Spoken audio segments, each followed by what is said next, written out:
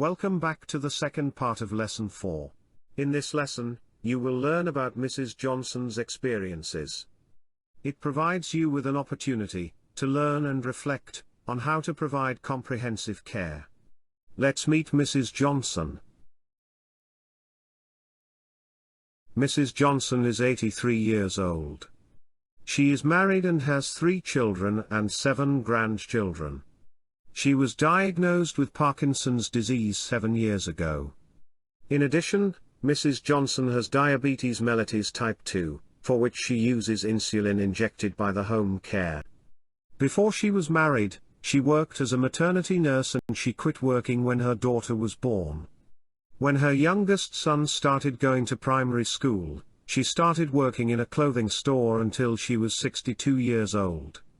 Mrs. Johnson had an active social life in her village and the church community. She likes to cycle, however Parkinson's disease has made this troublesome. She lost her balance quickly and participating in traffic became difficult. Over the last period, Mrs. Johnson has lost approximately 6 kilograms in 2 months and she also chokes on a regular basis. 8 months ago, she was admitted to the hospital due to pneumonia. Afterwards, her condition worsened, she suffered from hallucinations and her husband has indicated that caring for her is becoming harder. He is staying home more and more to look after his wife, despite his own health problems. A common symptom in Parkinson's disease is communication problems. During a consultation with the Parkinson's disease nurse, Mrs. Johnson indicates that she is having difficulties with speaking.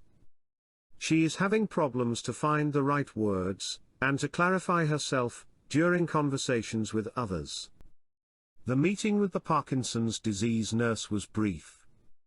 In the palliative phase you should take into account that the patient is having a limited concentration and attention. A 10 to 15-minute conversation can be experienced as intensive. A speech and language therapist can support patients with Parkinson's disease in oral motor problems. These oral motor problems can be divided into 3 categories: difficulty with speech, swallowing problems and drooling. For example, a speech-language therapist helps to reduce soft and inner speaking of patients by practicing to speak louder. Intensive practice with the correct guidance of the speech therapist ensures greater movements in breathing, vocal cords and articulation muscles. Other problems such as choking, eating slowly and swallowing too late, and drooling, can be treated well within short practice periods with the speech therapist. Indications for referral to a speech and language therapist include the presence of limitations in speech or communication. Moreover, the presence of limitations in swallowing, with drooling as a possible result, or problems with eating or drinking due to dysphagia, with aspiration pneumonia or weight loss as a possible result. Finally, the need for advice and the use of aids to facilitate communication is an indication. After the previous consultation with the Parkinson's disease nurse, she noticed that Mr. Johnson is showing signs of caregiver burden. The Parkinson's disease nurse invited him to come to a consultation alone, because she wants to talk about his experiences in taking care of his wife. He is saying that he is doing a lot for her, like helping her with to get dressed in the morning, giving her medications, and cooking her meals. Yet, this is not what he is struggling with at the moment. Mr. Johnson indicates that he has the feeling that he lost his wife already, since she is becoming another person in his eyes.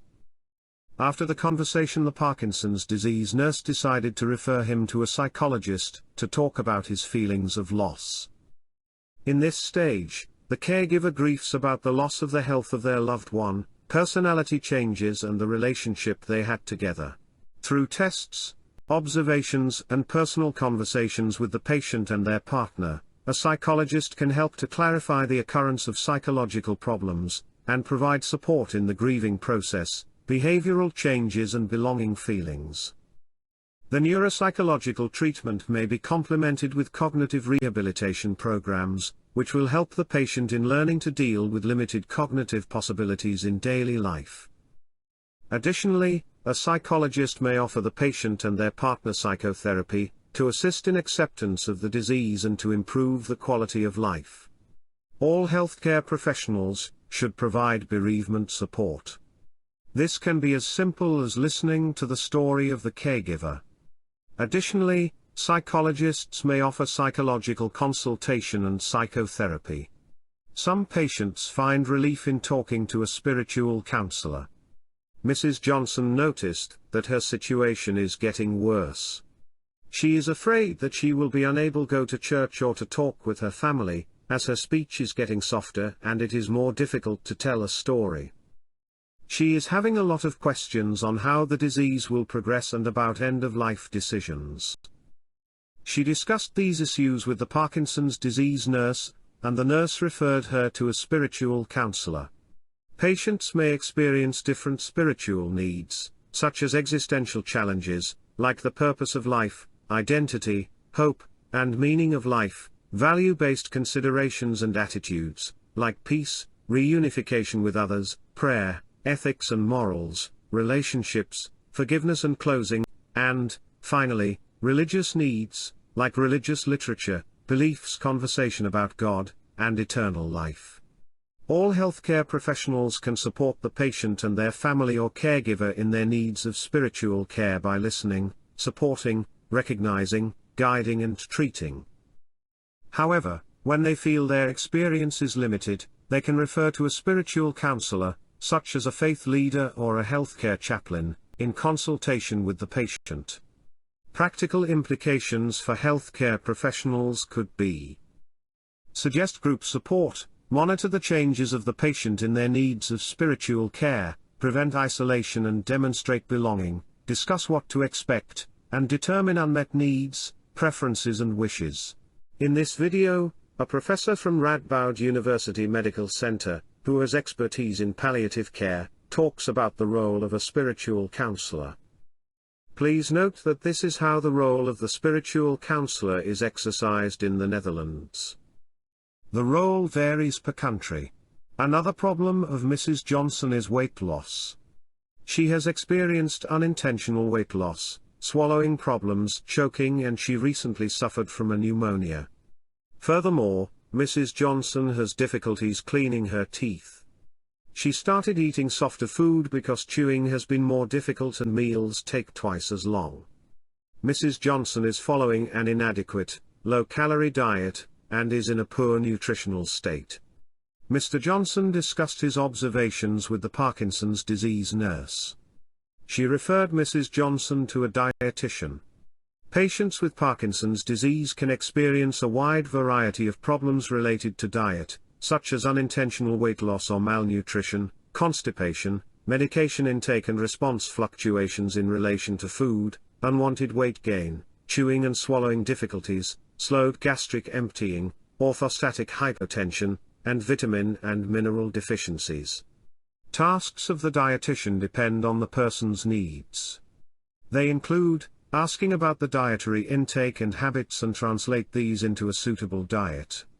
If constipation problems occur, the fiber and fluid intake need to be taken into account. When the patient has experienced unintended weight loss, the amount of protein and energy in the diet is important. If someone has swallowing problems, the dietitian may advise to consume soft foods. Furthermore, the dietitian will advise the patient to eat in an environment where he or she is not easily distracted, and will advise to not speak while eating to avoid choking. Back to Mrs. Johnson. A few months later, the condition of Mrs. Johnson is getting worse. During the day she is very tired and not interested in the world around her. Her stiffness is worsening, which makes taking care of her very difficult. Her husband is worried, because she is not eating and not taking her medicines. Mr. Johnson contacted the home care nurse and she called the general practitioner to discuss the situation. The general practitioner has planned a home visit to assess the situation. He suspects pneumonia and proposes to send Mrs. Johnson to the hospital for further treatment in the neurology department. When the general practitioner asks if Mrs. Johnson agrees to be sent to the hospital, she nods yes. However, Mr. Johnson indicates that after her last admission she mentioned not to be admitted to the hospital again. This is not discussed or recorded in the medical file of the general practitioner. Although they are trying to figure out what Mrs. Johnson wants, there is no sufficient insight into her wishes. In addition, the general practitioner is aware of the fact that some patients adjust their treatment wishes over time and under different circumstances.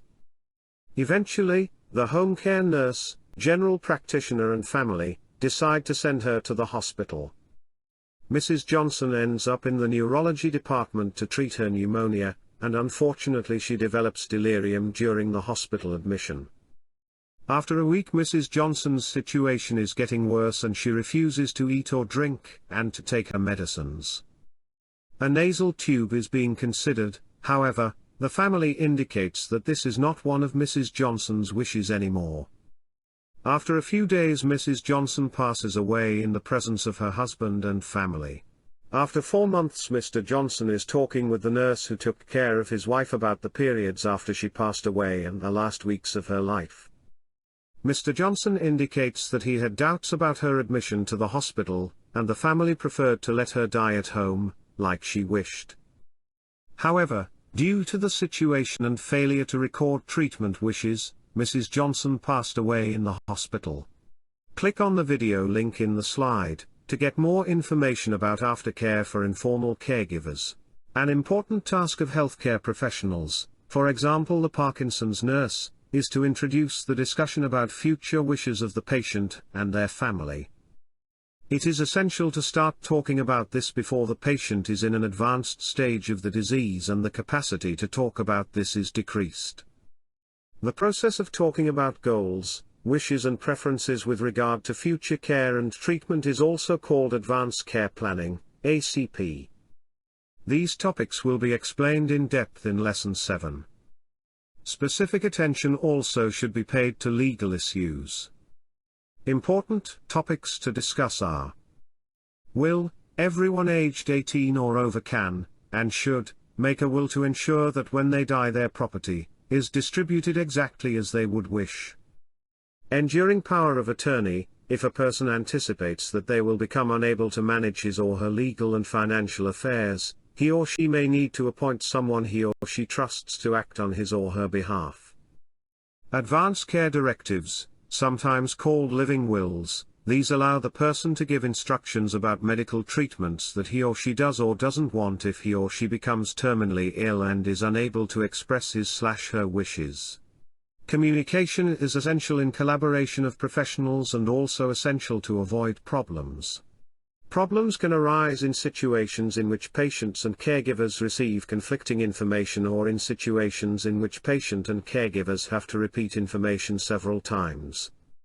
Patient and caregivers having anxiety and confusion over who to contact if a particular problem arises or poor communication resulting in inappropriate hospital admissions, should also be avoided. Care coordination should be performed by a healthcare professional who is easily available, and who has short lines with the other healthcare professionals involved and the person with Parkinson's disease.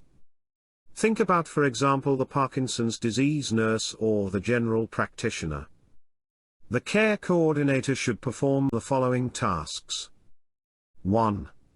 Assessment for care needs for patients and family, respectively caregivers. 2. Developing a patient-centered plan. 3. Navigation and monitoring. 4. Collaboration with other healthcare professionals. 5. Advocacy. Essential in the interdisciplinary approach is that patient's individual care plan should be based on the individual care needs and preferences of the patient and his or her caregiver by involving them in shared decision-making and increasing their self-management. An individual care plan created in this way positively influences self-efficacy, quality of life, treatment compliance and patient satisfaction. Advanced care planning is used to talk about future wishes and needs of the person with Parkinson's disease and his or her caregiver and is improving the communication between the healthcare professionals and the patient and caregiver. In a project in the Netherlands we composed the Parkinson Support Workbook, which is used in regular conversations between the patient and caregiver by a nurse trained in palliative care for people with Parkinson's disease. This workbook can support in the development of the individual care plan of the person with Parkinson's disease. After all, with the use of this workbook and the regular conversations with the nurse trained in palliative care for people with Parkinson's disease, Mrs. Johnson decides which healthcare professionals have to be contacted for optimal care, and she also decides which advanced care planning decisions will be documented. Important to know for Mrs. Johnson is that if she changes her opinion with regard to the ACP subjects and decisions over time, she always can make adjustments. Crucial is that her care is organized around the topics which make her life worthwhile, and this might change over time and as her disease progresses. By now, you have learned more about the multidisciplinary care approach in the case of Mrs. Johnson. We will conclude this part with a take-home message. In the care for people with Parkinson's disease, healthcare professionals should be aware of the expertise of other professionals, and contact them when their own experience is limited. Thus, the individual needs of the patient and caregiver should be the starting point in their care.